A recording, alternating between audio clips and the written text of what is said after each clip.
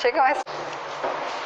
Então hoje, assim, nós vamos falar sobre o Evangelho de Mateus. Roberto, você não quer sentar mais aqui na frente? Traz o seu marido também, senta aqui na frente. Então, nós primeiramente, antes da gente adentrar mesmo, ir lá, versículo, capítulo tal, eu pensei em a gente fazer uma panorâmica sobre o Evangelho de Mateus, que é o primeiro evangelho. A gente vai entender por que é o primeiro evangelho, e para a gente ter noção, alguma noção, né, do que se trata, tal, primeiro esse evangelho. Então, o belíssimo evangelho de Mateus, ele começa com uma genealogia, ou seja, fulano, filho de cicrano. Então, vocês já notaram? É uma sucessão inumeráveis de nomes, pessoas que geraram pessoas, e aquilo se repete, né, até chegar na pessoa de Jesus. E todos nós ficamos perguntando por que o Evangelho de Mateus começa dessa forma. Eu mesmo não sabia por que começava, tá? Então, para entender um pouco isso, nós precisamos fazer uma viagem ao tempo de Jesus, como sempre, né? Sempre a gente precisa voltar lá e saber o que está acontecendo. Então, naquela época, as pessoas se comunicavam, transmitiam as suas tradições, a sua sabedoria, a sua fé, através de histórias, das narrativas.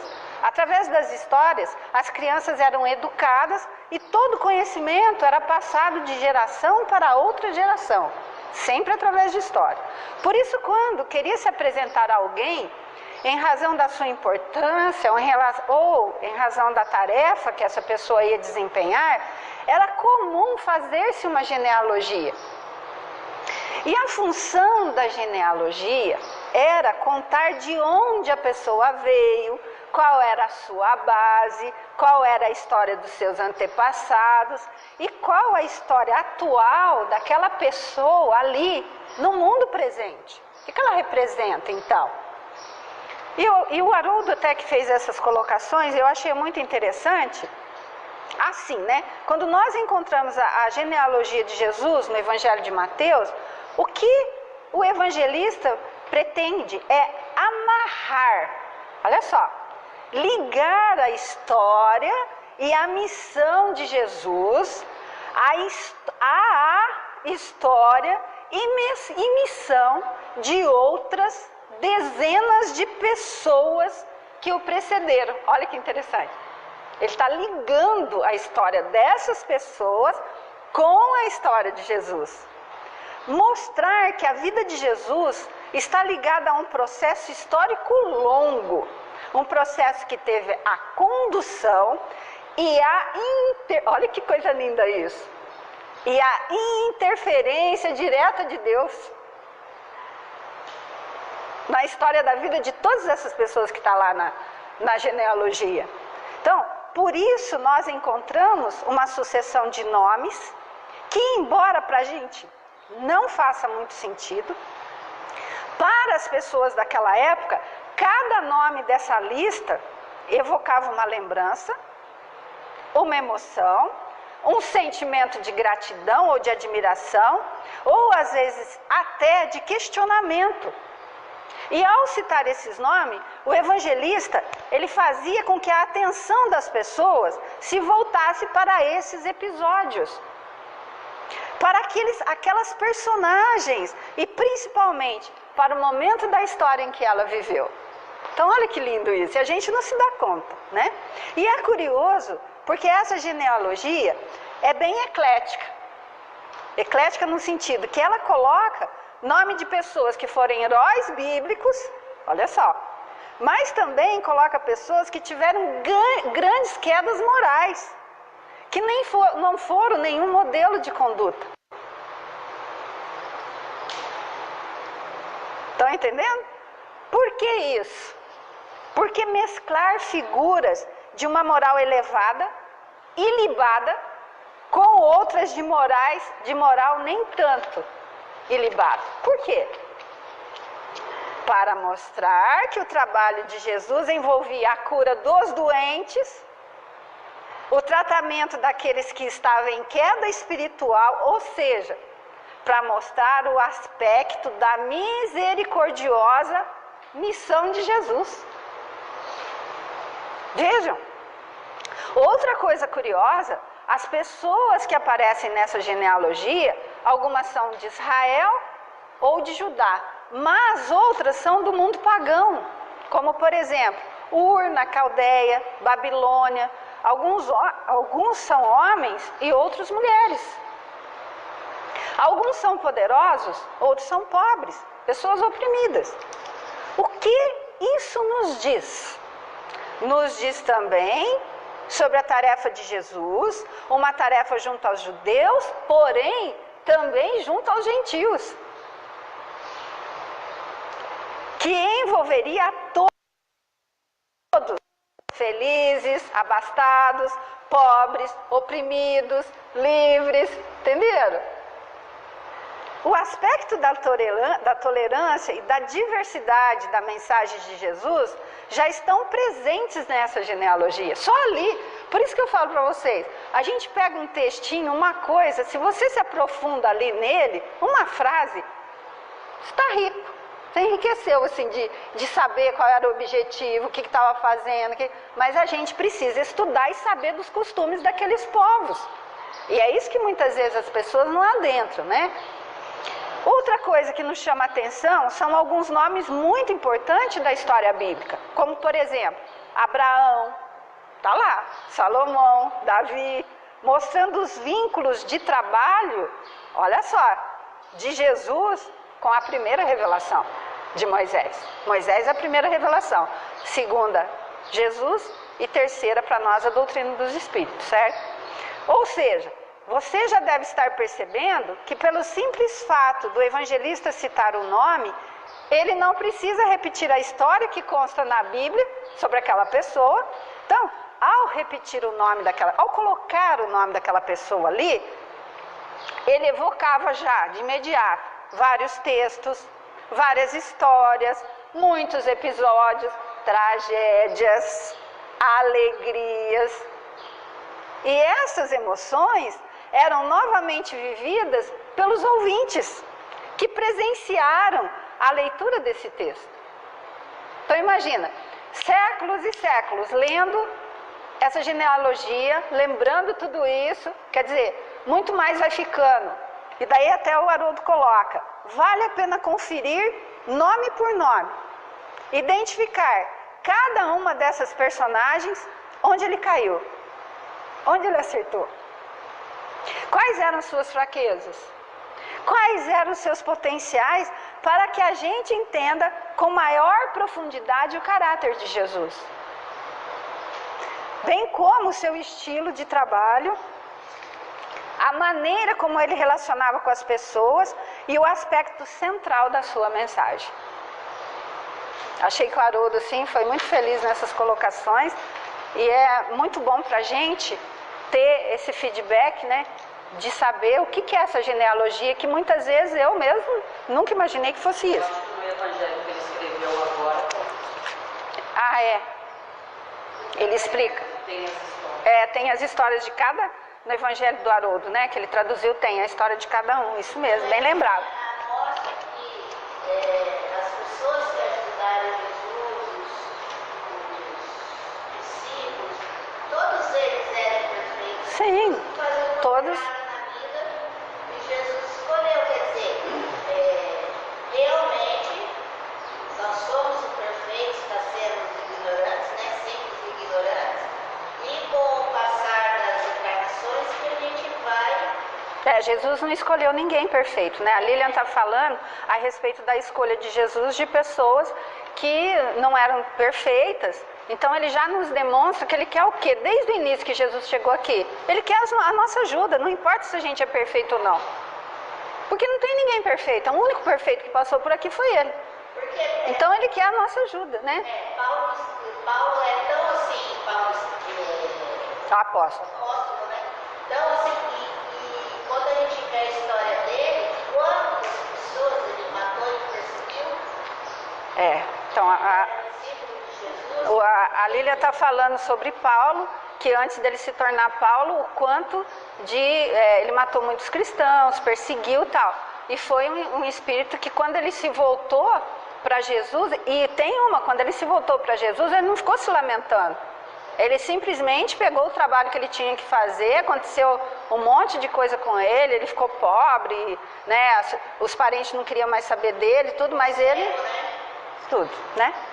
Bom, então, antes de entrarmos propriamente e falarmos sobre o Evangelho de Mateus, agora na outra folha, viu, gente?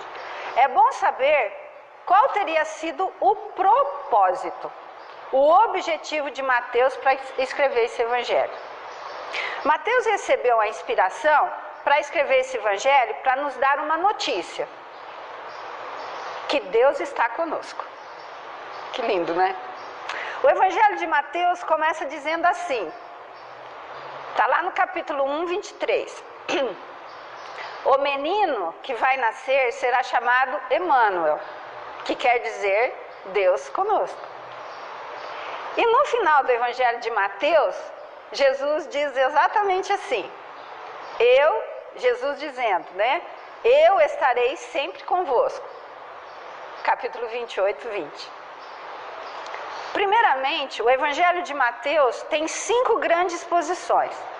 O Sermão da Montanha, capítulo 5, 6 e 7. As instruções para a missão dos apóstolos, como deve ser aquela pessoa que leva adiante a mensagem de Jesus, capítulo 10. O discurso das parábolas, que fala sobre o reino de Deus, capítulo 13. Instruções para a comunidade, onde ele diz como deve ser a vida comunitária dos seus seguidores, né? E por último, ele tem o sermão do Monte das Oliveiras, que é no capítulo 24 e 25. E qual seria o centro do Evangelho de Mateus? Porque o esquema da escrita de antigamente, eles têm vários tópicos, várias maneiras, procedimento de escrever um texto, né? Mas uma coisa que eu vou deixar clara hoje é que sempre quando você abria um papiro que vinha, né, escrito o Evangelho, um texto, o centro dele era a mensagem principal. Então, quando se abre o Evangelho de Mateus, tá? No centro, nós vamos ver que Mateus colocou as parábolas, tá? Então, são as parábolas que estão no capítulo 13, nas quais todas se reportam ao reino de Deus. Todas as parábolas. Hoje, nós não sabemos o que é um reino, né? Nós não temos uma experiência nem com um reino e nem com um rei. Porém, no tempo de Mateus, no tempo que Mateus escreveu, todo mundo vivia em um reino. Era chamado Império Romano. Então, quando se queria falar que alguém era grande, se falava um rei, tá? Esse é o motivo de se colocar Jesus como rei, como soberano, como governador do planeta e de nossas vidas. Um rei. Ah, Jesus é o rei. Porque era o maior... tipo assim, o maior título que uma pessoa podia ter era o de rei. Então, Jesus é o rei, tá? E essa é a missão de Jesus, governar esse mundo, porém, a Lília já falou ali da escolha dos apóstolos, sempre a partir dos nossos corações. Sempre a partir dos corações dos homens de coração de boa vontade. E aí Mateus vai nos dizer que esse governo está presente no meio do mundo. Talvez a gente não perceba Jesus reinando ou governando em certos ambientes. Porque observamos que certos ambientes e situações estão contrárias àquilo que Jesus ensinou. Mas ele não deixa de estar ali. Isso é importante a gente se conscientizar. Mas se nós nos deixarmos governar por Jesus, ele estará governando de fato este mundo através dos nossos corações. A partir de corações que querem fazer a vontade do Pai através dos corações. Usando as parábolas, Mateus vai dizer que esse mistério, que é Jesus governar o mundo, através dos nossos corações, é um mistério que é dado a conhecer principalmente àqueles que seguem de perto Jesus. Nós vamos entender. Porque nem todo mundo, gente, isso é muito sério, porque nem todo mundo consegue entender a presença do Cristo entre nós, o governo de Deus em nosso meio, e que Deus está no controle. Por isso leva a vida distante das coisas que Jesus ensinou, porque é difícil. Porém, as pessoas que se achegam a Jesus, elas conseguem perceber esse mistério escondido, que é o mistério de que Deus conduz a história da humanidade. Isso aqui não está largado, tem um governo. Parece que está largado, por quê? Porque nós temos que sofrer a consequência dos nossos atos. Só que, aquilo que a gente já colocou nos outros estudos, tudo tem um tempo. Né? Tudo tem um tempo, vai até um tempo. Tá? Então, é o mistério de que Deus conduz a história, seja através de pessoas simples, de pessoas pobres ou de pessoas ricas, não importa. O que importa é se elas procuram fazer a vontade do Pai. Elas estão ajudando a levar a ideia, a trabalhar. Neste capítulo 13, Mateus também vai dizer que muitos desejaram ver e ouvir essas coisas que nós escutamos por causa do Evangelho. Por quê? Qual que é a importância de escutar tudo isso que está no Evangelho? Porque são palavras de consolo a respeito da vida física e espiritual. E nós não nos damos conta de quanto nossa vida já mudou em consequência de apenas ouvir essas palavras. Será que damos conta disso? Então, imagina de alguma forma tentarmos espalhar essas coisas, essas ideias, tá? Que nos fazem tão bem através de palavras e exemplos, né? Nós deveríamos ser bastante agradecidos por ter essa oportunidade de estar aqui, por estarmos nos dando essa oportunidade de estarmos aqui nos inteirando desses ensinamentos que estão escondidos no Velho e no Novo Testamento. Essa mensagem do Evangelho quer dizer que não ouve, não entende, não consegue ver a ação de Deus na história. Olha só, quem não consegue ver e entender a ação de Deus na história, não é por falta de inteligência, mas é porque o coração está endurecido. Porque o coração está obstinado a não querer ver e a não querer ouvir. Não é questão de inteligência, pois pessoas com menos desenvolvimento intelectual, aparente, né, compreendem muito mais as coisas de Deus do que os sábios, do que as pessoas que têm um diploma, que são letradas, né, como dizia minha avó, é letrado, e não entende o que Deus está querendo falar. Então, não é uma questão de inteligência, é uma questão de docilidade do coração. O coração dócil sempre saberá ouvir e ver as ações de Deus na história, porque Deus age na história desse planeta. Jesus é o governador espiritual do orbe, e Ele age como Ele age nas nossas vidas. Ele age na história desse planeta, Ele age, nós já vimos aqui, Ele age na história das nossas vidas. Então, nesse capítulo principal, que é o capítulo 13, vai falar de forma simbólica, através de parábolas, sobre essa ação de Deus na história, que é a anunciação do reino de Deus.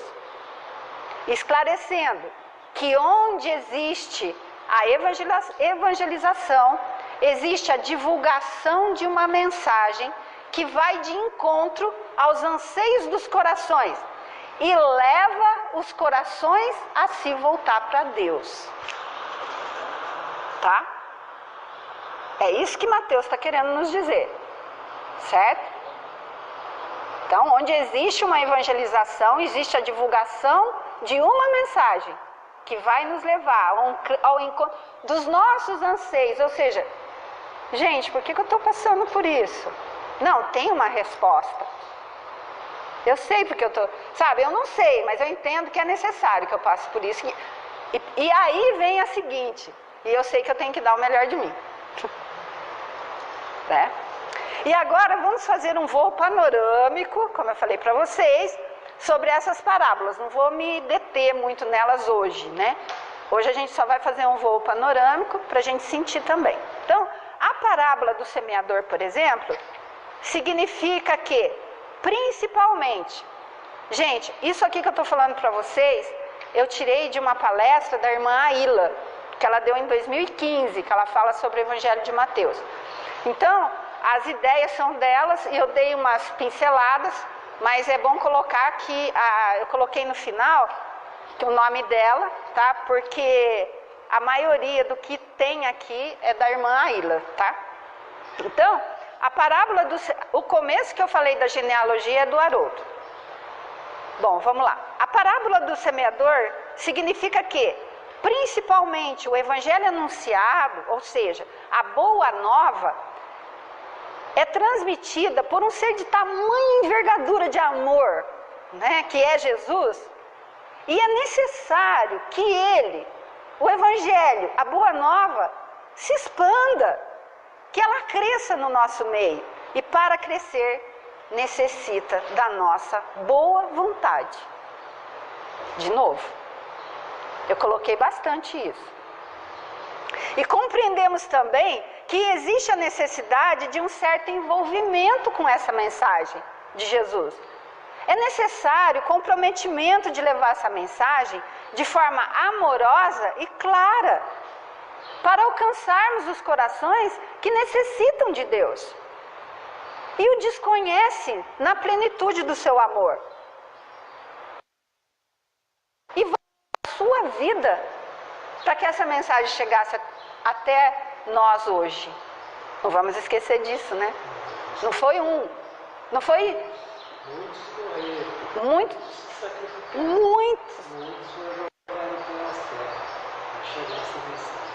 O seu Oswaldo está dizendo que muitos foram jogados às feras, né? Muitos foram sacrificados, foram exilados. Eles foram levados para uma ilha e deixaram lá, teve o evangelho que foi escrito. É isso. Quantas guerras? Guerras, né? Agora, cada pessoa que escuta a mensagem do evangelho, ela tem uma atitude diferente. E aí observamos os diversos tipos de terreno que são narrados na parábola do semeador, né? Nem todo mundo acolhe 100% de momento, né? Lê, mas a gente não consegue mesmo absorver tudo diante do nosso egoísmo exacerbado, do nosso orgulho. A gente não consegue absorver mesmo, né? Mas é o trabalho que a gente vai fazer. Então, mas com o passar da existência corporal e física, nesse vai e vem espiritual, essa mensagem vai se incorporando no nosso coração, porque é assim conosco. E isso indica que nós devemos insistir ao anúncio do Evangelho. Porque um dia, todos nós estaremos comprometidos com a mensagem do Reino de Deus. Ou com a presença, né, semente de Deus, escondida na história de cada um. Porque cada um de nós tem uma semente, né? Observe, agora isso eu achei tão linda essa colocação da irmã Aila, gente, que sabe aquela coisa que você para e fica pensando? Você para aquilo que você está ouvindo, né? Observem que quando a semente é plantada, ela fica escondida embaixo da terra. Somente o semeador sabe qual é o tipo da semente que está ali. Mas qualquer outra pessoa que não tenha visto a semeadura, não vai saber que ali tem uma semente e que precisa. Estão entendendo? Eu passo num campo, o campo está arado, você vê que o campo está cuidado. Aí você fala assim, a gente não fala? Que semente será que o agricultor plantou aí, né? A gente não sabe, só o agricultor sabe. Então, só Deus sabe a semente qual é a semente que Ele plantou em cada um de nós? Qual é a missão que cada um de nós tem?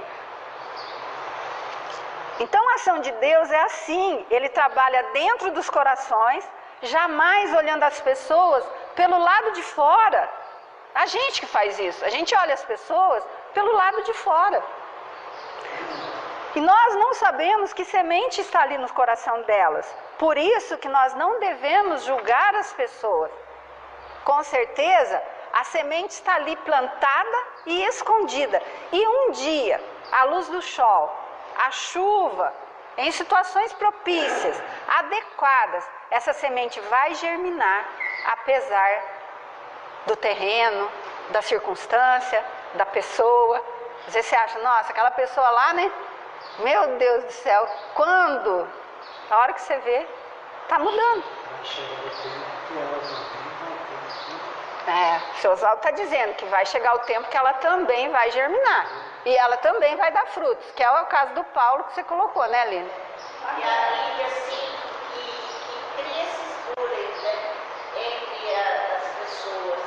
Porque o bullying vem de todos os gêneros, de beleza, de gordura, de tamanho, de cor. A mídia tem uma... Todos.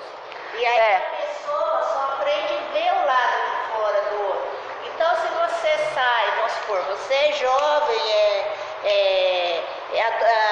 sai para ir pro barzinho, sai para curtir a noite, paquerar essas coisas. A pessoa só olha o teu O lado exterior. O lado exterior. A pessoa fala assim, o que conta é a primeira impressão. Não é. E muitas vezes a gente se engana, né, Lili?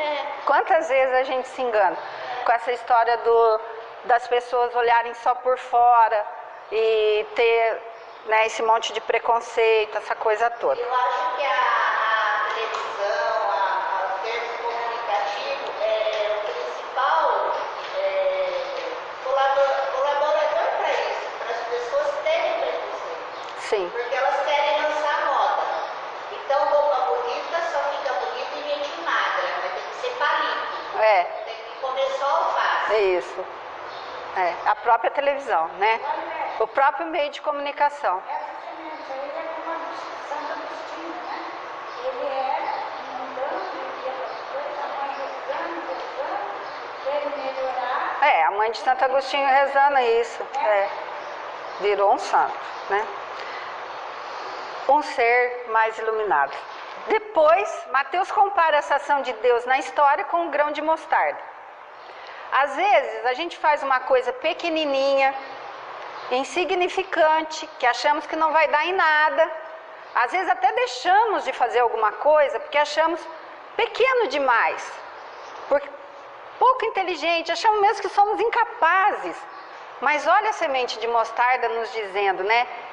Jesus nos dizendo, através da semente de mostarda, que é muito pequenininha, mas é uma trama que se espalha rapidamente, que igual, por exemplo, né, a ideia da Lilian da gente estudar o Evangelho, né?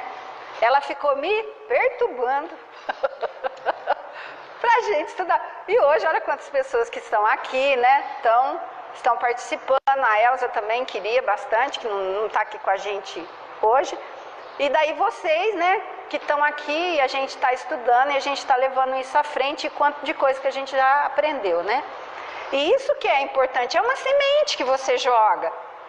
Vai pegar no terreno que, né, está propício àquele momento de entendimento, de esforço, de disciplina, para aguar e cuidar e disciplinar. Né? Todos, uma vez por mês, no sábado, a gente vem aqui. Tá? Então, o reino de Deus também é comparado com um tesouro ou com uma pérola. Esse momento é muito interessante, porque nessas parábolas do tesouro e da pérola, a pessoa vende tudo que tem para conseguir a pérola. Não é assim lá no Evangelho? Isso quer dizer, em nível espiritual, que ela se despoja do seu orgulho. Vamos ver já, né? Ela está se dizendo, o que é vender tudo? É tirar tudo de si, né? Então, ela se despoja do seu orgulho, das vaidades, das injúrias, da reclamação, dando maior importância às coisas do reino de Deus que qualquer outra coisa, tá? Então, por isso que Jesus diz que buscai primeiro do reino dos céus e as demais coisas virão por acréscimo. Isso quer dizer o seguinte, que quando nós trabalhamos, nós exercemos a nossa profissão, nós devemos ter, em primeiro lugar, o reino de Deus. Se fizermos nosso trabalho corretamente, se formos honestos no nosso local de trabalho, se fizermos as coisas com amor, Deus estará reinando ali, naquele ambiente de trabalho. Jesus estará governando aquele ambiente de trabalho, através do brilho da pérola e da sementinha de mostarda que a cada dia nós podemos ir ali depositando. E uma coisa, gente, às vezes a gente acha que depositar uma semente é só falando, é só agindo, mas muito mais, como que eu posso dizer assim, exercitando as palavras, exemplificando as palavras, né? Quer dizer também que quando estamos em família, a gente deve colocar o reino de Deus em primeiro lugar. Porque a base de tudo é a família. E a transformação do mundo vem através da família. É a educação que eu dou para os meus filhos. Olha, hoje meus sobrinhos estão aqui. Um de 9 e 8 de 15. Né? Eu os trouxe. Por quê? Porque eu quero que eles venham, que eles ouçam. Eu não tenho filho, mas eles me acompanham. Família. É família. Né? Que a gente precisa... Né? Assim como também a Silvanice traz o filho dela para a evangelização, é família, é colocar Deus na família, tá? Então, colocando Jesus em primeiro lugar, com a nossa pérola, com o nosso grão de mostarda, poderá ali aparecer uma ramagem bem grande, que a mostarda é aquela ramagem, eu já falei, né? É uma ramagem. Então, poderá se expandir, poderá tomar conta de toda a nossa família. Ó, hoje estou com meu sobrinho, minha mãe e meu marido, né? Veja, não é obrigando as pessoas. Eu não obriguei. Na verdade, as pessoas têm que ser seduzidas. Seduzidas por Jesus através das nossas atitudes. Também é dito que o reino de Deus se parece com uma rede de pescar, que vem todo tipo de peixes. Mateus coloca, né, também. E é a mesma coisa que a parábola lá do início, que é a do joio e do trigo. Então entendemos que pessoas boas e pessoas menos boas, não falei ruins, menos boas, convivem lado a lado. Porque elas não são ruins, ela tem a semente do amor lá. Elas só ainda não as introjetaram, né? Ainda não se introjetaram. Oi, senhor. Eu vi uma vez a senhora na palestra, eu não faço força para meu marido vir aqui. Acho que eu dou umas cutucadas. O seu Oswaldo está dizendo que uma senhora fez a palestra e falou que ela não fazia força para o marido vir, mas ela cutuca bastante ele para ele vir. Então, pessoas menos... Deixa eu começar de novo aqui a ideia aqui. Então, entendemos que pessoas boas e pessoas menos boas convivem lado a lado. E Deus não as separa. Mas por que será que Deus não separa?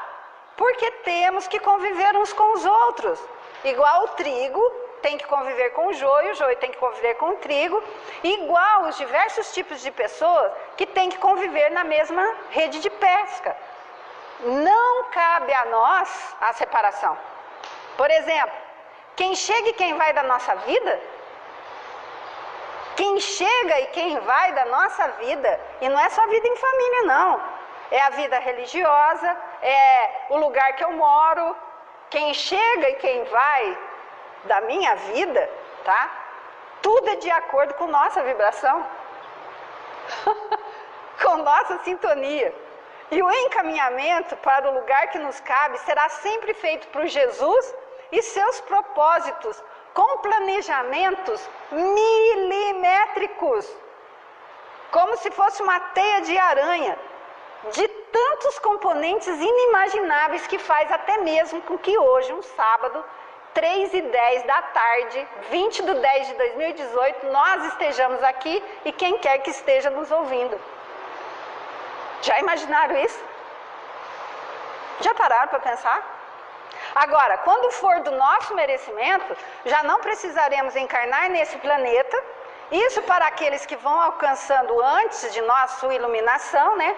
Aí, nesse caso, a pessoa poderá ir para um planeta mais evoluído ou continuar aqui ajudando Jesus na tarefa de fazer brilhar o quê? A luz dos nossos corações. Brilhe a vossa luz. Está meio opaquinha, né? Está meio assim. Então, esses amigos ajudam a passar um brilho com os seus ensinamentos, né? Com o seu amor por nós. E isso é lindo demais, né, gente? Imagina. Mas o momento é de convivermos com pessoas difíceis, com marido difícil, com esposa difícil, com filho difícil, com vizinho difícil, com colega de trabalho que é muito difícil de conviver. Gente, se achamos tanta gente difícil assim, é porque no nosso coração ainda não se encontra a compreensão e amor o bastante para entender que cada um deles está aqui, primeiro, se a gente já tem um pouquinho de conhecimento, para a gente ajudá-los, e eles também estão nos ajudando a angariar amor, respeito um pelo outro, caridade um para com o outro. Eles, se nós nos achamos, né, melhores, menos difíceis, vamos dizer assim, que não é, eu não sou menos difícil que o meu marido. Acho que eu sou até pior. Então... Lá em casa ele fala assim, eu vou pro céu. Eu falo assim, pior que eu vou junto. Né? Olha lá, a Silvani está falando que o marido dela fala que vai pro céu. E ela fala, eu também vou junto. Então, né, é aquela coisa, se um é difícil, o outro é difícil, um aguenta, o outro aguenta, e os dois caminham juntos. Mas o objetivo é esse, Silvani. O objetivo é esse, não é você ficar reclamando. Tem gente que já separa, que já vai um para cada lado, né? Mas o objetivo, ainda nessa encarnação, pode ser que aconteça isso. A gente se separa de pessoas que a gente ama, porque a gente não consegue conviver.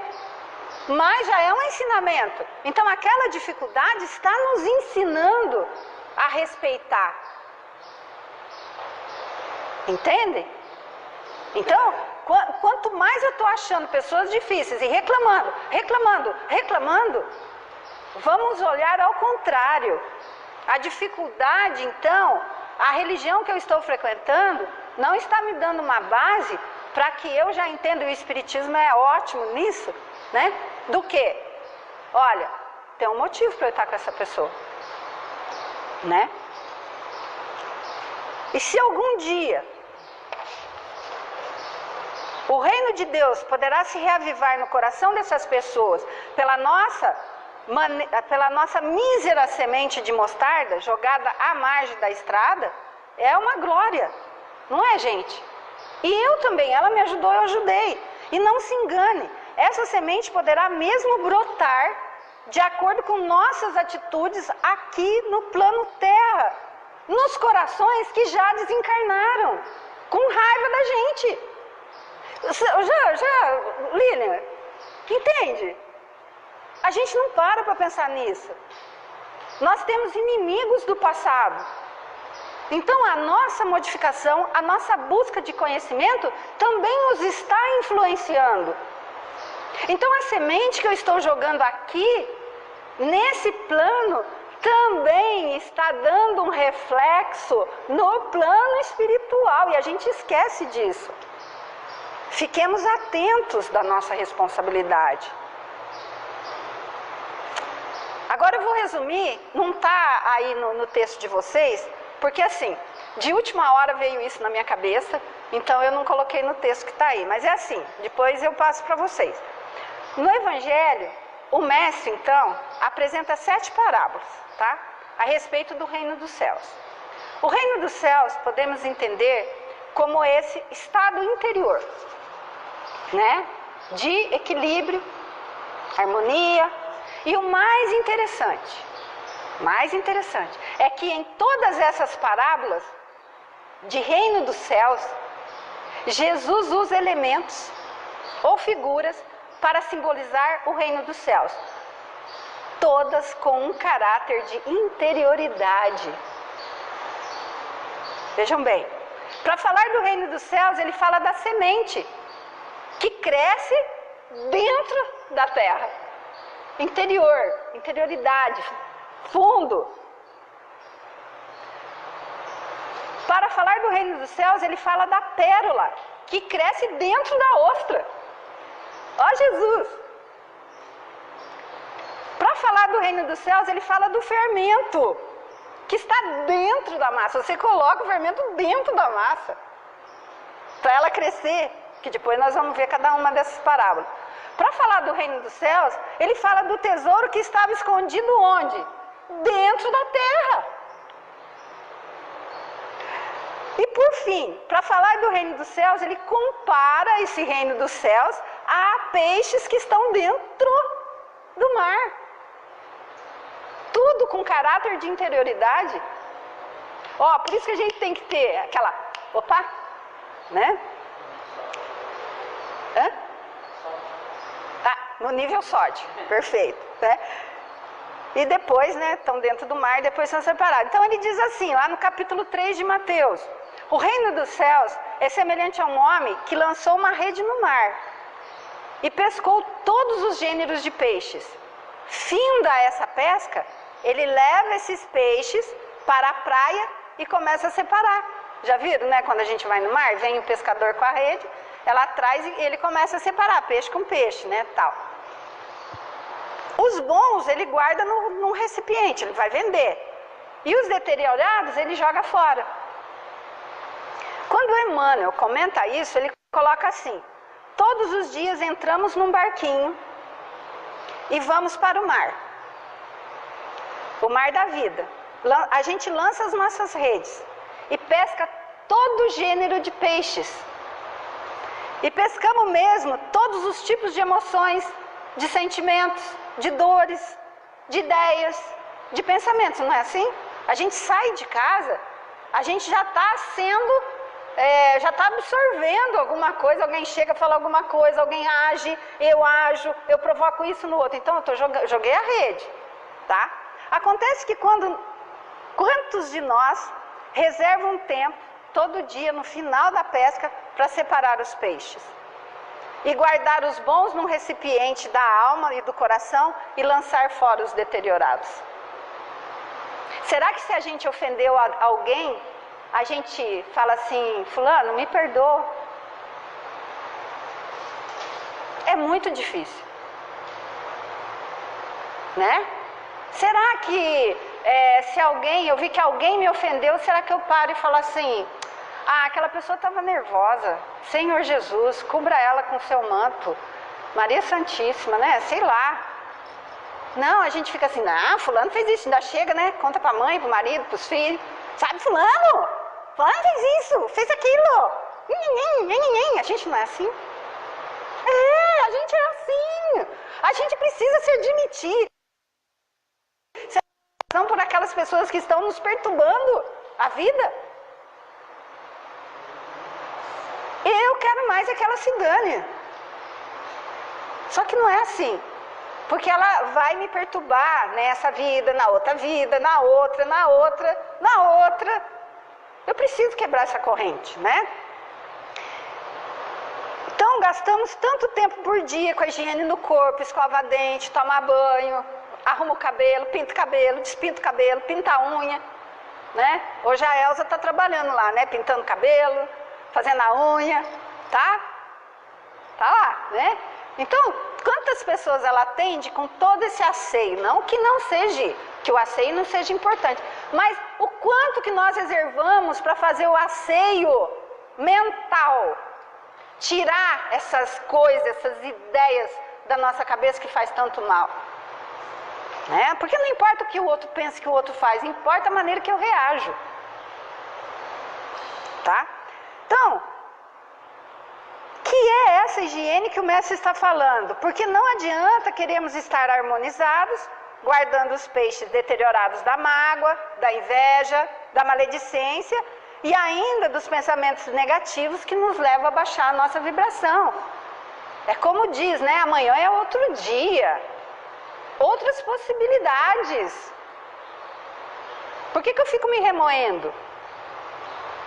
Ninguém em sã consciência guarda por muito tempo lixo em casa, em sã consciência, porque sabe os resultados disso. Então, imagina o quanto de lixo às vezes guardamos aqui dentro e queremos estar equilibrados. Então, essa mensagem do faz parábola, você vê, ó, você pega uma genealogia, já dá para você ficar sentado uns 10 anos falando sobre a genealogia. Você pega uma parábola, 2, 3, 4, dá para você ficar assim, mais uns 15 anos falando sobre isso, né? Mas a gente não pode esquecer que a gente tem que pelo menos reservar 1 hora por dia para começar a colocá-las em prática. Porque nós vamos levar aí umas 15 encarnações ainda, bestemando, como diz uma amiga minha, em fatos, em coisas que nos levam somente ao desequilíbrio. Agora, já que nós vimos porque Mateus escreveu o Evangelho e já observamos que ele quer falar da presença do reino, da presença de Jesus no meio, que é Emmanuel, Deus conosco, e já vimos também que o trecho principal do Evangelho de Mateus é descrever a maneira como Jesus quer nos descrever esse reino de Deus e como ele age entre nós, que é a partir dessas parábolas, querendo nos dizer que o mínimo que a gente faz sob o governo de Deus é muita coisa.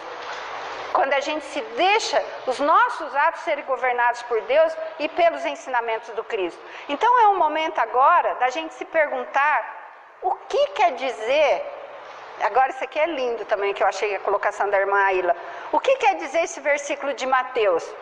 Onde está o teu coração, está o teu tesouro. Capítulo 6, versículo 19 a 21. Com tudo o que foi dito até agora, nos faz pensar que o reino de Deus, então, efetivamente, sem dúvida nenhuma, está dentro do nosso coração, dentro de nós. E precisa ser transbordado. Mas Mateus também coloca que onde está o teu tesouro, aí também está o teu coração. Então vejam bem, reino, né? Quando João Batista... É muito interessante isso, porque a gente começa a fazer uma ligação com outra, né? Então, quando João Batista diz, convertei-vos e credes. Ó, presta bem atenção, gente. Convertei-vos e credes, porque o reino de Deus está próximo, nós devemos entender que o reino está vindo. Que seria uma questão de tempo, quando João Batista anuncia, o reino de Deus está próximo. Ele estava vindo, tá? Mas quando Jesus diz, convertei-vos e credes que o reino de Deus está próximo, aí já não é mais próximo de tempo, porque o reino de Deus foi revelado por Jesus. Olha a pegadinha.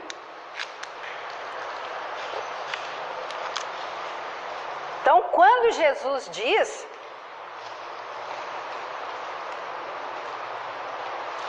que o reino de Deus está próximo, não é próximo de tempo, é próximo de mim.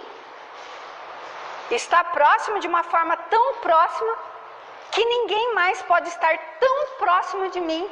Nem a pessoa que eu mais amo pode estar tão próxima, ou que me ama, pode estar tão próximo de mim quanto o reino de Deus. Porque o reino de Deus está dentro do meu coração. Agora eu pergunto, Deus está aqui no meio de nós? Jesus está aqui no meio de nós? Todo mundo respondeu que sim, claro, né? Tá. Acontece que eles... Deus e Jesus, os espíritos amigos, vamos dizer tudo. Você imagina eles sentados aqui conosco? Né? A gente imagina, não, ele está aqui no meio de nós. Então a gente imagina assim, Deus sentado aqui, né? Meio que assim, dando uma geral, né? Jesus, principalmente, que é o governador espiritual do órgão, ele está dando uma geral aqui. Tá, né? Então ele está no meio de nós. No meio. Só que tem uma coisa, né? Não é sentado nessas cadeiras, não é andando por aqui que Jesus está, quando fala que Deus está no meio de nós. Deus está no centro dos nossos corações. Por isso que Deus está aqui. Assim fica claro que o reino de Deus está no meu coração. E só sobra uma pergunta para a gente fazer. Se eu tenho a convicção que o reino de Deus, que Deus, quando eu falo, Deus está no meio de nós, está no meio, no meu meio, no meu centro, no centro da Silvanice, no centro da Débora, do seu Oswaldo, da Beth, Lília, Jocely, da minha mãe, entendeu? Está no meio, tá? Agora, e o meu coração, onde que está?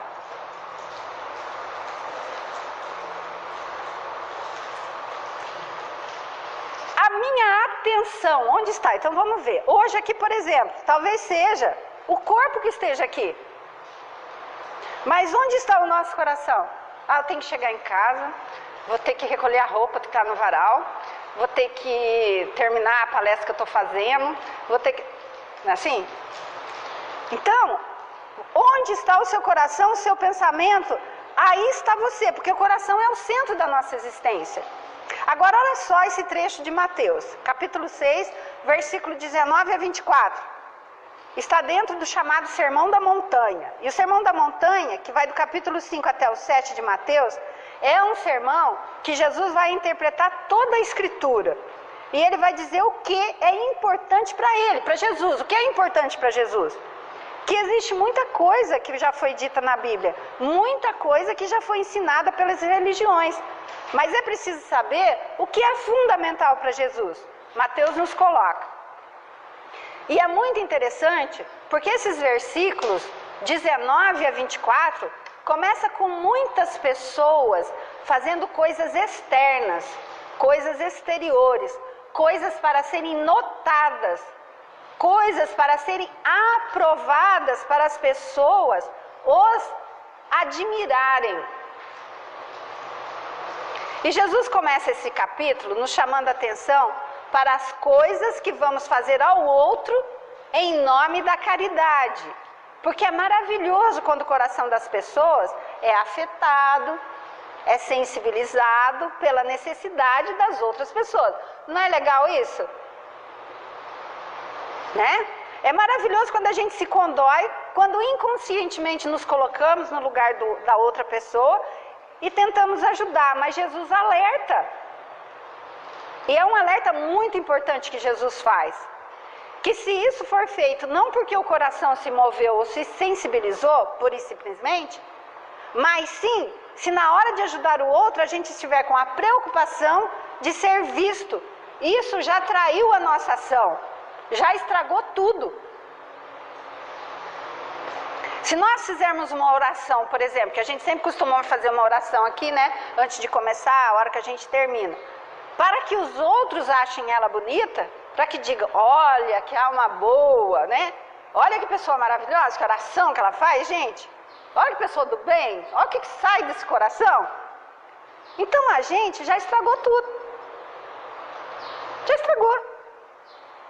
Mas Jesus, que está dentro do nosso coração, sabe que fizemos por outros motivos. Eu não fiz aquela oração para agradar a Jesus, para realmente me sintonizar com a espiritualidade. Eu fiz porque eu queria que alguém falasse que eu estava falando umas palavras bonitas. Eu dou palestra, né? Mas na hora que eu quiser dar palestra para receber as palmas para mim, para as pessoas dizerem, olha, como ela dá uma palestra linda. Isso já traiu a minha ação. Que eu queria fazer para Deus, né? No meu coração.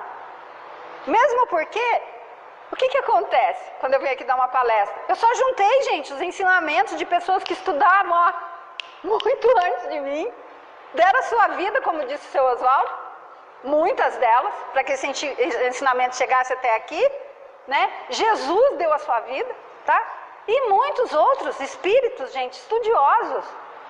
Então o que eu estou querendo palma para mim? Entendem? É simples, mas, né, é por isso que o reino de Deus exige saber onde está o seu coração quando você está fazendo uma coisa. Porque é aí que está o teu tesouro. Tá? Então o teu tesouro está no orgulho de vir na frente e falar para as outras pessoas. Não está em você querer transmitir a palavra do Cristo. Então o seu coração, quando você vem dar uma palestra, André, está na sua vaidade. De querer que os outros falem, ó. Então não adianta eu querer enganar. Eu posso enganar vocês. Agora, se a minha intenção for outra, eu não vou enganar Jesus. Eu não vou enganar a Deus. Então, se o mais importante para mim não for dar uma palestra para vocês, para mim, porque para vocês, vocês estão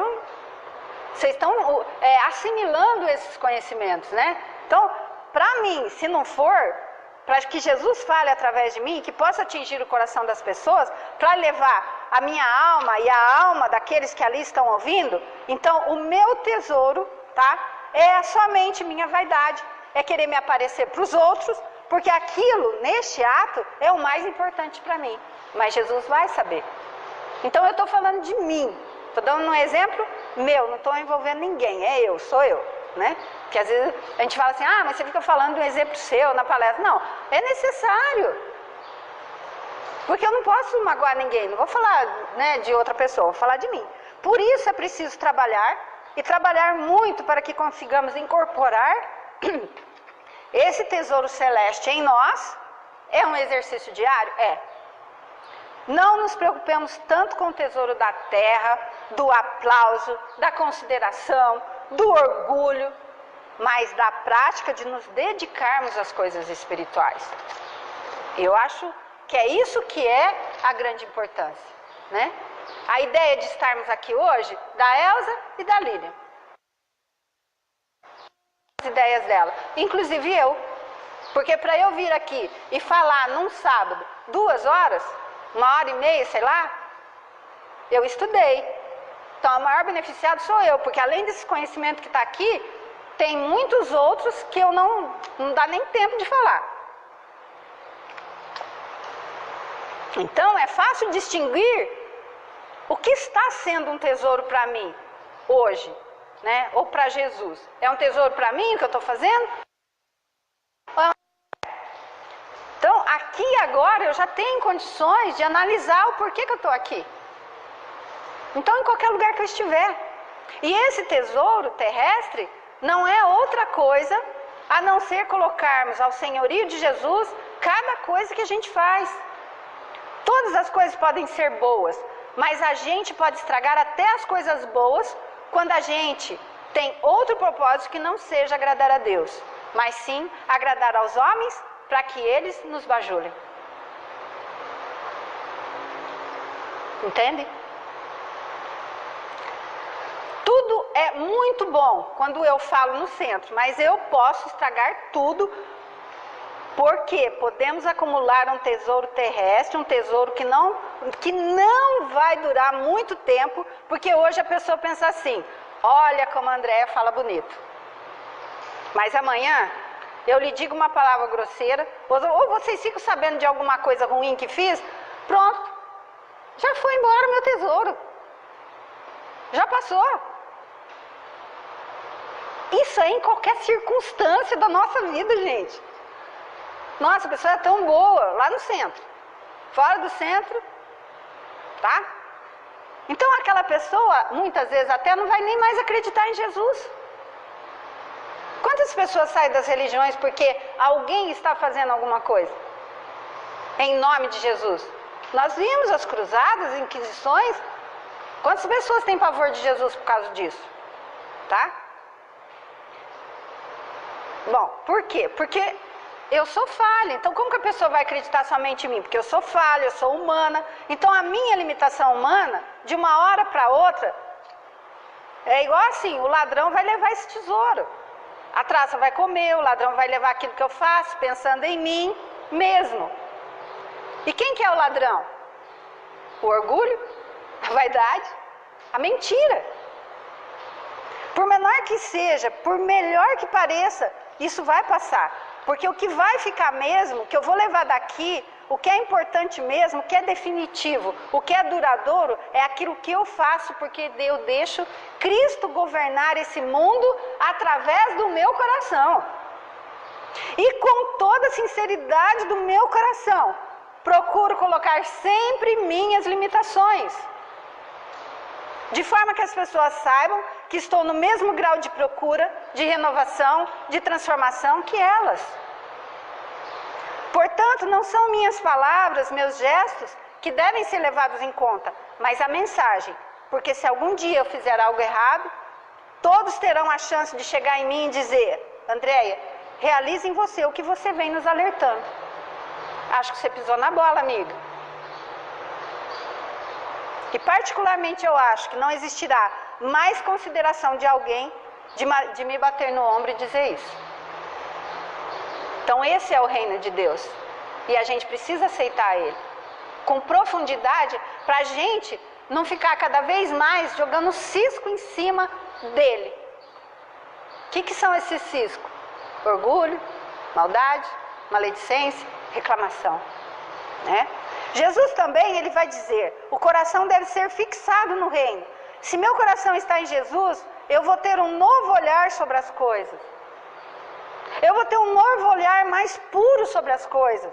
Eu vou conseguir ver a semente de mostarda debaixo da terra. Eu vou conseguir ver a ação de Deus onde ninguém mais vê. Todo mundo vai estar dizendo, essa pessoa não presta, André, que você está se relacionando. Pode ser um amigo, pode ser um colega de trabalho, pode ser quem for. André, cuidado, essa pessoa não presta. E eu poderei dizer assim, não, mas espera aí, também não é assim. Quem sabe, você dando uma mensaginha, uma coisinha, dando uma atenção, a pessoa não vai. Às vezes a pessoa só está precisando de atenção. Então, é porque o que eu tenho no meu coração fixado em Jesus, e o meu coração fixado em Jesus, me dará um olhar puro e eu terei uma nova compreensão sobre Deus. E eu não pensarei em Deus como um juiz carrasco que quer me ver sofrer, passando por dificuldades. Mas eu vou ver um Deus como um pai bondoso, mas não um pai paternalista, que vai me dar tudo que eu quero. Tá, Silvanista? Não vou ver Deus como um ser que eu possa comercializar, fazer troca, fazer pedidos. Ó, eu te dou isso, meu Deus, mas você me dá aquilo, tá? Se eu tiver um coração fixado em Jesus, eu vou ter uma experiência com um Deus muitíssimo amoroso. Mas que saberei também que suas leis hão de me corrigir. É igual o pai. Vou ter uma experiência com um Deus que só sabe me dar o que eu preciso. Um Deus que não vai me encher de coisas supérfluas, desnecessárias, para o meu crescimento espiritual. Porque a gente esquece que a gente está aqui para o nosso crescimento espiritual. Por isso que eu quero coisa supérflua de Deus. Estão entendendo? E Deus não vai me dar coisas supérfluas. Se eu, para aprender a viver, a respeitar uma família, a respeitar as pessoas, essa encarnação, eu tenho que passar debaixo da ponte, eu vou passar debaixo da ponte, para eu aprender o valor que é um teto, uma família, as pessoas, conviver, que a solidão não é fácil. Então não adianta. Muitas vezes eu até pedi, Senhor, eu quero ir debaixo da ponte para me aprender a respeitar, para eu dar valor a estar com as pessoas em família, porque o que eu fiz na outra encarnação foi muito feio. E a gente não se dá conta disso.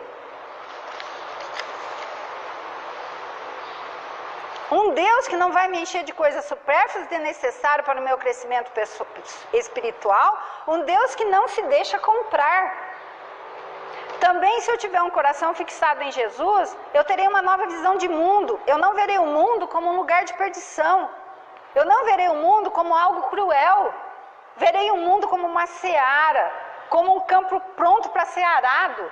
Um campo pronto para ser arado, semeado e para dar frutos. Eu me envolverei nisso, não importa o que as outras pessoas sejam. Eu terei piedade, eu terei misericórdia daqueles que ainda não ouviram falar de Jesus, daqueles que ainda não conseguiram se comprometer. Porque muitas vezes nós passamos uma imagem tão negativa de Jesus que as pessoas se afastam. Às vezes o nosso comportamento é tão desastroso, mas tão desastroso, que levamos as pessoas a se afastarem de Jesus. Eu tenho certeza mesmo que essa minha urgência de falar de evangelho, de vir, de dar palestra, porque eu tenho certeza absoluta, ninguém me falou, ninguém precisa me falar, que essa urgência, eu já falei isso na outra palestra, que essa urgência que eu tenho em falar do evangelho é porque com certeza eu devo ter desvirtuado o evangelho na cabeça das pessoas em outras vidas. Agora Deus age com amor na minha vida, né? Essa espiritualidade que abre a porta para a gente vir aqui e falar sobre Deus e vocês que vêm aqui escutar. Então quer dizer, Deus age com amor, com amor. Ele me deu uma chance com amor. Agora, se eu continuar falando coisa errada a respeito de Jesus, numa outra encarnação, não sei nem como que eu posso vir, né? Porque daí, se eu falar alguma coisa errada sobre Jesus, eu vou desvirtuar a cabeça de quantas pessoas de novo? Tem um livro do Chico Xavier, que é o amor, uma coisa assim. E tem uma pergunta, é pergunta e resposta, e tem assim, por que nós viemos professores? Por que eu sou uma professora hoje? Porque eu coloquei pensamentos errados para os outros. Por que a Silvanice veio como professora? No livro de Chico, né? Porque eu coloquei pensamentos errados em outras pessoas. E hoje eu vim como professora, eu não posso colocar pensamento errado para essas crianças. Para essas crianças que estão sob a sua tutela. Tutela, né? Tutela. Tá? Então,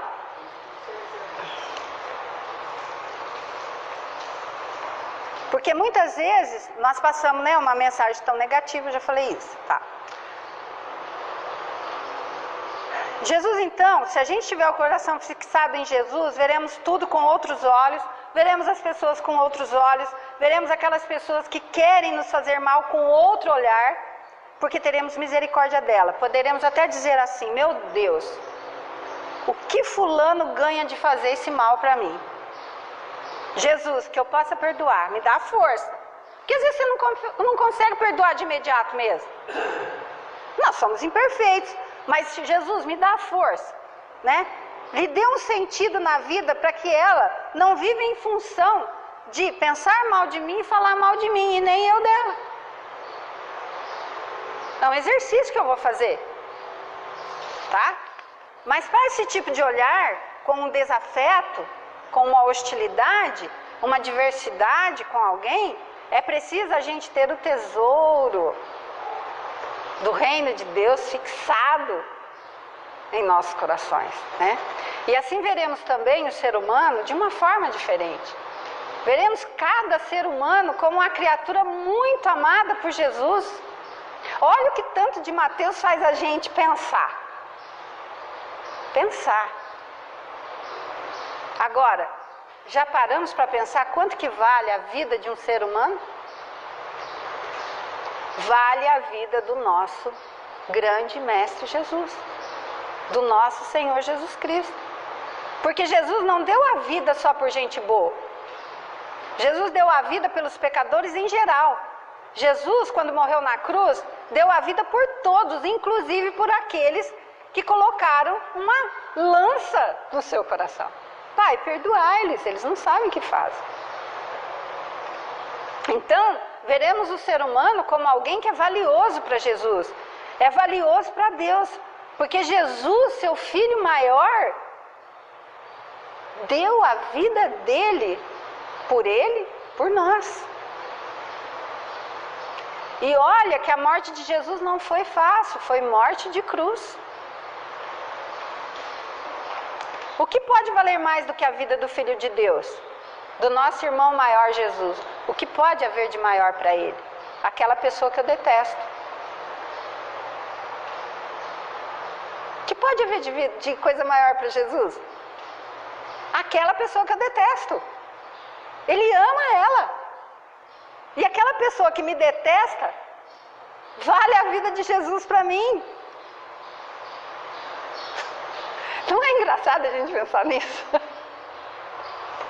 Então, quem sou eu para entrar na espiral da violência, para aumentar a violência no mundo, desejando mal, fazendo mal, seja com palavras, falando quando a pessoa não está presente, e pior, né? Emitindo pensamentos ruins para ela. Será que somos melhores que os nossos irmãos? Devemos lembrar, e lembrar sempre, que a doutrina dos Espíritos nos ensina que tudo ou é uma prova ou é uma expiação. Portanto, estamos num hospital-escola, onde somos doentes e aprendizes, tudo junto e misturado. Já falei isso também. Então, por que não estamos orando por essa pessoa que nos faz mal? Será que somos melhores que elas? De jeito nenhum. Nunca. E sabe qual é o nosso grande equívoco? Quando agimos fazendo mal ou mesmo desejando mal àqueles que nos fazem mal? É que estamos achando que estamos agindo da forma correta pela nossa felicidade. Ô, judiação, dá dó. Vejam, quando colocamos para fora esses sentimentos de egoísmo, orgulho, sem Deus, é porque achamos que aquilo nos trará felicidade eterna. Só que eu esqueço que uma hora ou outra, Deus vai me colocar junto daquela pessoa, como meu chefe, como meu marido, como meu filho. Vai ser até pior às vezes, né? Para curtir, né, o produto do nosso egoísmo, esquecidos que um dia nós despediremos desse mundo, desse aqui, né, desse corpo físico aqui, tá? E caminharemos para a espiritualidade. E o que contará lá? Contará somente, de novo, o que vai em nossos corações. Quantas vezes nós já chegamos lá, Deus abriu a portinha aqui do tesouro e falou assim: ih, não deu ainda, André. É, porque eu tô aqui, não deu ainda, né? Não deu ainda, tá? Ah, filha, você vai ter que voltar. Então, observamos que colocamos o coração dessa forma, né? Nos tesouros errados.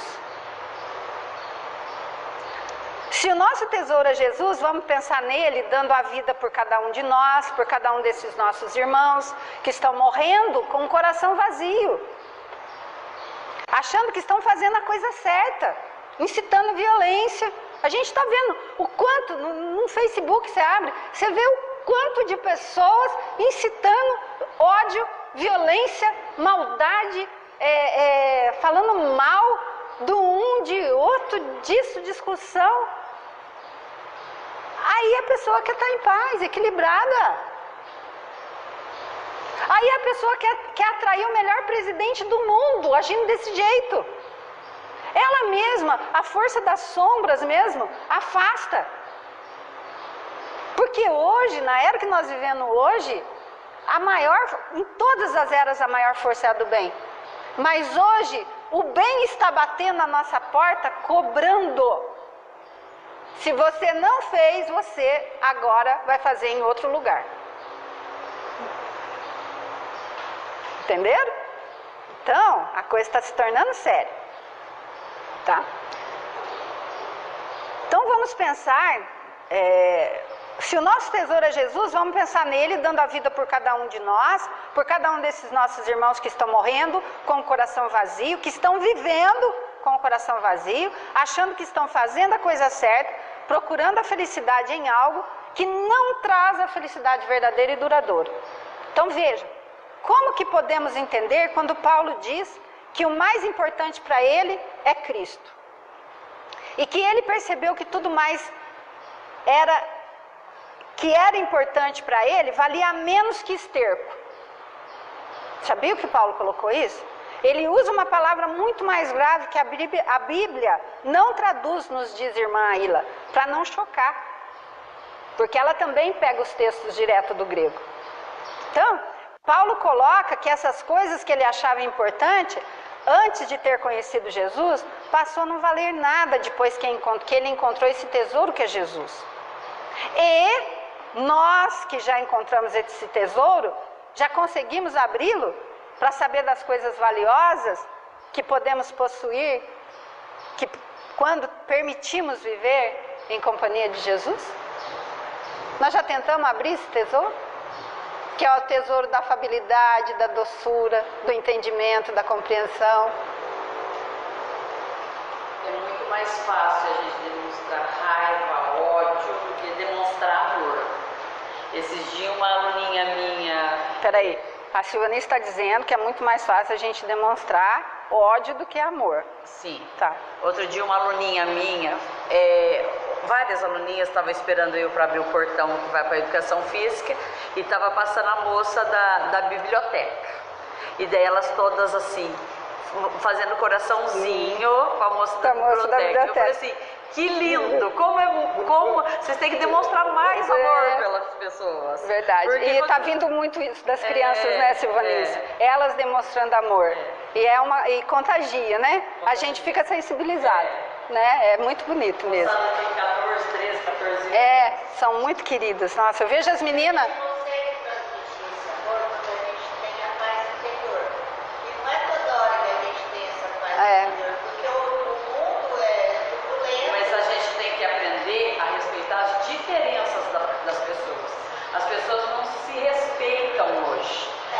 A gente tem que respeitar as diferenças. Umas são diferentes das outras.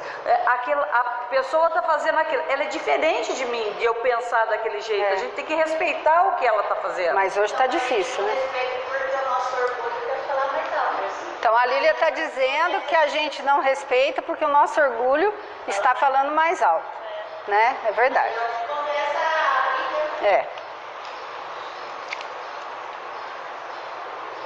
E porque muitas vezes nós conseguimos ter coisas mais valiosas na nossa vida do que Jesus, porque muitas vezes a gente acha que ter coisas mais valiosas na nossa vida do que Jesus, nós acabamos cometendo idolatria.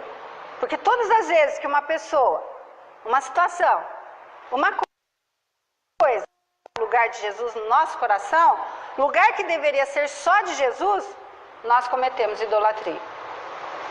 Nós hoje observamos pessoas que fazem de políticos, de padre, de orador espírita, cantor, uma religião, um ator, seus ídolos. Só vive para aquilo. E com muita facilidade distorcem o coração, tiram o coração da direção de Jesus, colocando toda a sua energia, seus pensamentos em uma situação, em uma pessoa que não agrega 1 milímetro de equilíbrio, de amor, de paz interior. E ainda nos sentimos melhores do que os outros, porque frequentamos o centro, a igreja, ou seja lá, né? E tem aqueles que não fazem, né? E nós nos achamos melhores que eles. Mas quantas vezes estamos na igreja e queremos ser idolatrados pelos outros? Ó, fulano está indo na igreja, ó, estou indo na igreja. Ó, fulano vai na igreja. Queremos fazer as coisas para que os outros nos admirem, nos levem em muita consideração. Então eu acho que a nossa situação muitas vezes é muito mais grave que a situação de quem não provou do amor de Jesus. Assim, é necessário nas nossas orações nos colocar na presença de Deus, pedindo que a gente possa se avaliar para aclarar em nós onde está o nosso coração. Onde está o nosso tesouro? Qual é o tesouro da nossa vida? Hoje, para mim, qual é a coisa mais importante da minha vida? É trazer Jesus para dentro do meu lar. Não importa se as outras pessoas acreditem ou não, mas trazer Jesus para dentro do meu lar, através das minhas atitudes, da minha compreensão, da minha fé, do meu amor, é trazer Jesus, aonde está o meu coração? É trazer Jesus comigo, no reino de Deus que está aqui, dentro do meu trabalho. Então, e também que a gente faça uma oração por todas as pessoas que ainda não sentiram esse amor de Jesus. Vamos relembrar em nós sempre esse amor, porque às vezes o tempo vai passando e a gente vai colocando muito entulho em nosso coração. E aquela chama verdadeira, que é o reino de Deus, vai ficando apagada debaixo de muita coisa que não tem nada a ver com o que Jesus nos ensinou e pede que nós realizemos em nossos corações, em nossas atitudes no dia a dia. E assim, que possamos agradecer a Mateus, aos estudiosos, às pessoas que carregaram essa mensagem em papéis, em seus corações, porque a gente sabia que antes as mensagens eram passadas de forma falada, né, um para o outro, tá? As pessoas decoravam, né, dando vida, vejam, a vida para que essas palavras chegassem até nós. E agradecer a Jesus pelo seu infinito amor por nós. E antes de terminar, propriamente, eu queria deixar um texto, agradecendo muito a Mateus e esse preâmbulo que a gente deu. E quando a gente começa a falar do Evangelho, a gente vê a extensão que fica, né? Tudo. O texto está no livro Libertação, na página 84. Gúbio diz para André Luiz: a vida física, André, é puro estágio educativo dentro da eternidade. E a ela, ninguém é chamado a fim de candidatar-se a paraísos de favor. E sim, a moldagem viva do céu no santuário do Espírito. Pelo máximo aproveitamento das oportunidades recebidas no aprimoramento de nossos valores mentais, com o desabrochar e evolver das sementes divinas que trazemos conosco. O trabalho incessante para o bem, a elevação de motivos na experiência transitória, a disciplina dos impulsos pessoais, com amplo curso às manifestações mais nobres do sentimento, o esforço perseverante no infinito bem, constituem as vias de crescimento mental, com a aquisição de luz para a vida imperecível. Cada criatura nasce na crosta da terra para enriquecer-se através do serviço à coletividade. Sacrificar-se é superar-se, conquistando a vida maior. Por isto mesmo, o Cristo asseverou que o maior no reino celeste é aquele que se converter em servo de todos. Um homem poderá ser temido e respeitado no planeta pelos títulos que adquiriu à convenção humana, mas se não progrediu no domínio das ideias, melhorando-se e aperfeiçoando-se, guarda consigo mente estreita e enfermiça. Em suma, ir à matéria física e dela regressar ao campo de trabalho em que nos achamos presentemente é submeter-nos a profundos choques biológicos destinados à expansão dos elementos divinos que nos integrarão um dia à formosa vida. Assim seja. Então nós agradecemos a Mateus, ao querido Mateus, que nos trouxe essas palavras inspiradas por Deus, do seu poema que é o Evangelho, e que essas palavras verdadeiramente nos toquem os corações. Gratidão a todos vocês que estão aqui, tá? E que estiveram comigo nessa tarde. Assim seja.